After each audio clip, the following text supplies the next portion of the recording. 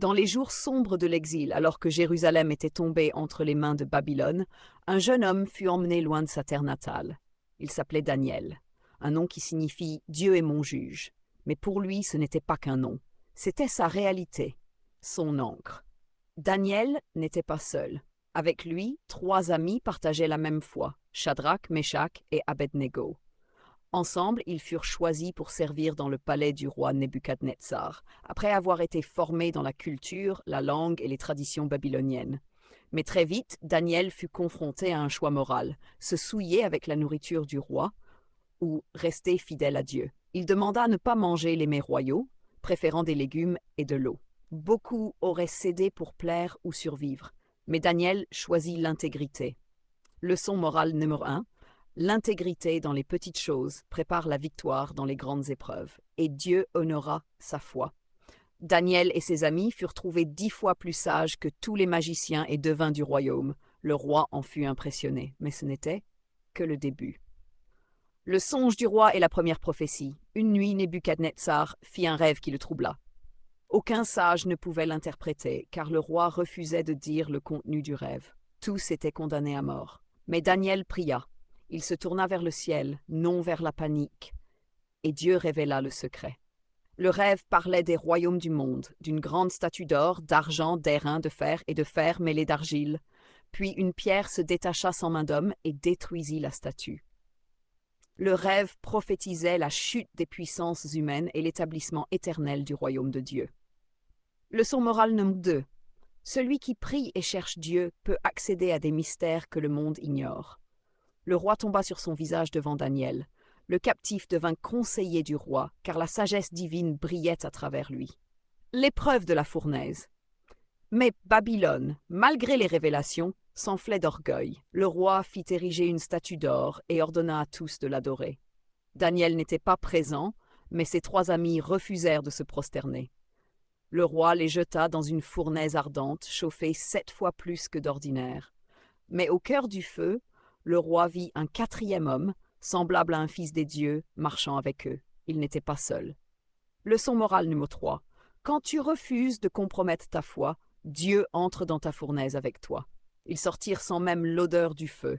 Le roi glorifia le Dieu d'Israël. Une fois de plus, Dieu triompha. Daniel dans la fosse aux lions.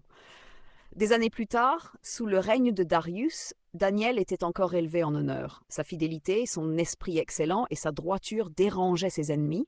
Ils convinrent d'un piège, faire interdire toute prière adressée à un autre que le roi. Mais Daniel, comme d'habitude, ouvrit ses fenêtres et pria 3 fois par jour. Il fut jeté dans la fosse aux lions. Mais Dieu ferma la gueule des lions. Le roi passa une nuit sans sommeil et au matin il courut à la fosse. Daniel, ton Dieu a-t-il pu te délivrer? Et Daniel répondit, mon Dieu a envoyé son ange. Leçon morale numéro 4. Celui qui honore Dieu en secret sera protégé en public. Prophétie et révélation céleste. Mais ce n'était pas fini. Daniel reçut des visions incroyables, des bêtes représentant les royaumes, le Fils de l'homme venant sur les nuées, la résurrection des morts, et des prophéties qui annoncent l'Antéchrist, la grande tribulation et le règne éternel du Messie. Il vit l'histoire jusqu'à la fin. Dieu lui dit, « Scelle ces paroles, Daniel, jusqu'au temps de la fin. Plusieurs les comprendront. La science augmentera et ceux qui auront été intelligents brilleront comme les étoiles à perpétuité. » Leçon morale numéro 5. Dieu révèle ses secrets au cœur fidèle, même dans un monde corrompu. Mon ami, cette histoire n'est pas un conte, elle est une prophétie vivante.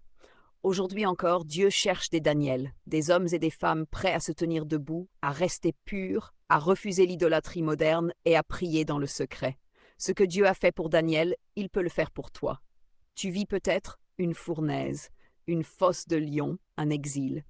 Mais Dieu veut t'élever, te révéler ses secrets, ou fermer la gueule des lions et te faire briller dans ce monde ténébreux. Je viens devant toi comme Daniel, avec un cœur brisé mais confiant. Fais de moi un homme, une femme de prière, de sainteté et d'intégrité. Ferme la bouche des lions qui cherchent à me dévorer. Marche avec moi dans le feu. Révèle-moi tes secrets. Fais de moi une lumière dans ma génération. Je déclare que tout décret satanique contre ma vie est annulé. Que toute fournaise devienne un témoignage, que toute fosse devienne un lieu d'élévation. Seigneur, élève-moi comme Daniel, remplis-moi d'un esprit excellent, donne-moi la sagesse, la paix et la révélation. Je prophétise que je vivrai les plans de Dieu. Je ne me prosternerai devant aucune idole du monde. Je suis un Daniel de cette génération.